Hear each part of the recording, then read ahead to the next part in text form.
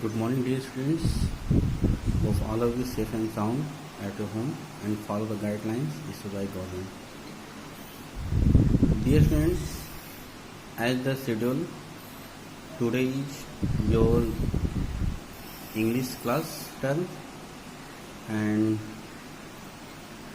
I am going to teach you poetry portion. And today the term is first poetry of your syllabus, that is Mercy, written by William Shakespeare, a great poet, dramatist of English. Dear friends, first I want to teach about the main character of this poem and also about the poem in short. This poem is taken from Act 4, Scene 1st, Merchant of Venice. As you know, Merchant of Venice is very important play written by William Shakespeare. It is a part of this play. It is a dramatic speech of Portia made in the court of Venice. There were a cruel character named Shylock in play, who was a cruel money lender. There were two friends also, Antonio and Bassanio. Antonio borrowed some money from Shylock with the agreement that if he failed to pay the money back in time, Shylock will cut 1 pound flesh from his body. Antonio failed to return the money and was prosecuted by Shylock. Now, let us start the poem. Look at your book. The quality of mercy is not strength. It dropped as a gentle rain from heaven upon the place beneath. It is twist blazed. It blazed him that gives and him that takes. आप देख सकते हैं in the first stanza, Portia delivered a powerful speech on the mercy and requested Shylock to be merciful against Antonio and Bassanio. Mercy is the quality of God. Portia said, mercy is the quality of God. It is the finest human quality. The quality of mercy is not strength. The quality of mercy is not strength. Strength means by force.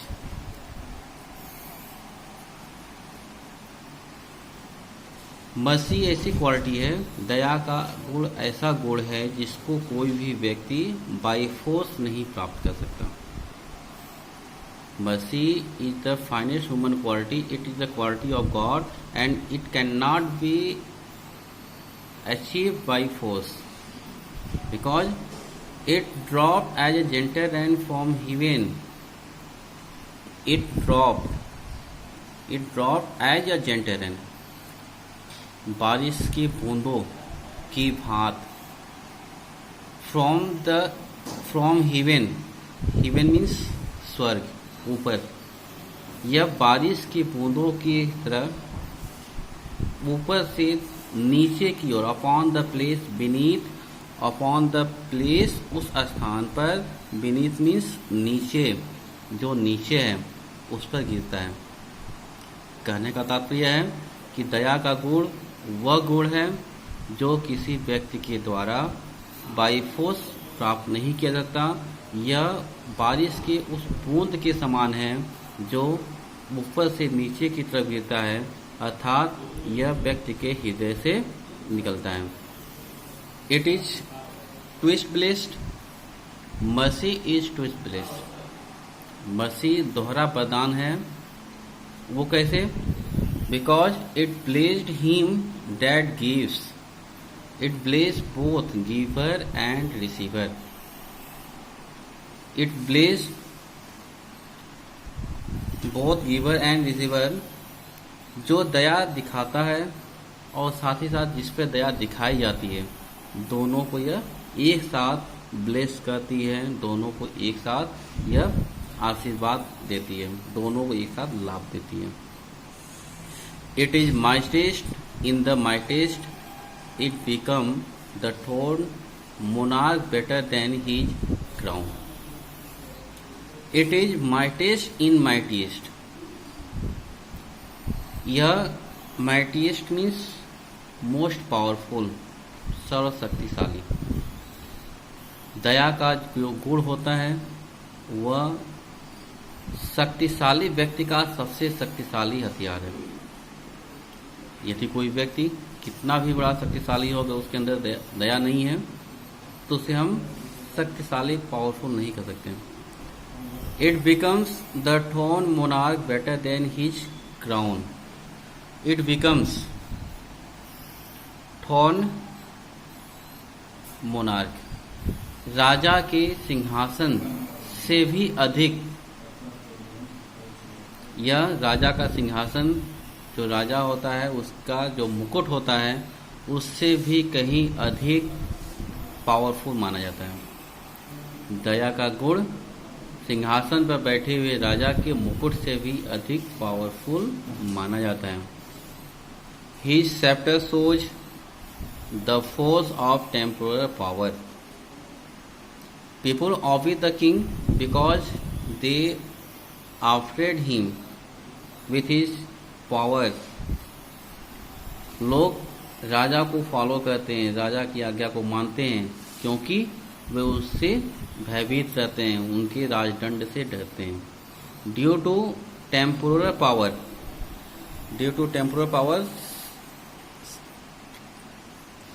Temporal power के कारण राजदंड, जो राजा का एक सबसे बड़ा हथियार होता है, उससे भयभीत होकर लोग राजा की आज्ञा को मानते हैं। द एट्रीब्यूट टू एव एंड मेजेस्टी, उनका जो भय का जो गुण होता है वो राजा की बात को मानने के लिए उन्हें बाध्य करता है। लेकिन wherein doth sit the dread and fear of kings, यह यदि राजाओं के पास शामिल हो जाए, दया गुण अगर राजाओं के साथ आ जाता है, तो लोग उस राजा का हर बात को सहज स्वीकार कर लेते हैं। उनके द्वारा कही गई बात को मानने के लिए उनके लिए कोई राजदंड का भय नहीं होता है। But mercy is above this chapters way, लेकिन दया का जो गुण होता है वह राजदंड से ऊपर होता है। It is enthroned in the hearts of king, यह राजाओं के हृदय में वास करती है। दया का जो गुण होता है वह राजाओं के हृदय में वास करती है। It is an attribute to God himself, mercy is an attribute to God, mercy अपने आप में वह गुण है जो ईश्वर का है।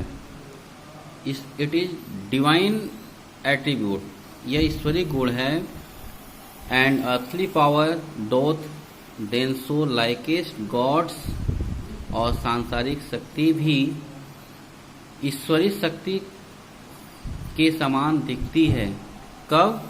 वेन मर्सी सीजन्स जस्टिस, जब दया को मिक्स कर दिया जाए, सीजन मीन्स मिक्सअप, मिक्स कर दिया जाए, जस्टिस मीन्स न्याय के साथ। जब दया न्याय के साथ मिक्स हो जाए तो वह सांसारिक शक्ति, सांसारिक पावर, अर्थली पावर जो होता है वह गॉड लाइक हो जाता है। वह गुण जब राजा के राजदंड के साथ साथ उनके न्याय में जब दया का गुण शामिल हो जाता है तो वह राजा ईश्वरी हो जाता है, वह ईश्वर के समान हो जाता है। तो स्टूडेंट्स, आपने देखा इस पोयम में the poet of this poem try to explain that mercy is a special human quality. According to poet, mercy is the quality of God. Mercy lives in heart of great man. It makes a man more great. It becomes the weak or guilty person from strong or noble person. As rain always come from the sky to the earth, it is twist bliss because it bless both giver and receiver. It makes a person very famous and popular. It becomes a king more than his worldly beauty and charm. Justice is great. Justice given with mercy is greater than that. By mercy, a king can impress his people more than his worldly power. The king can impress the people more than his worldly power. The earthly power became godlike when mercy is mixed with justice.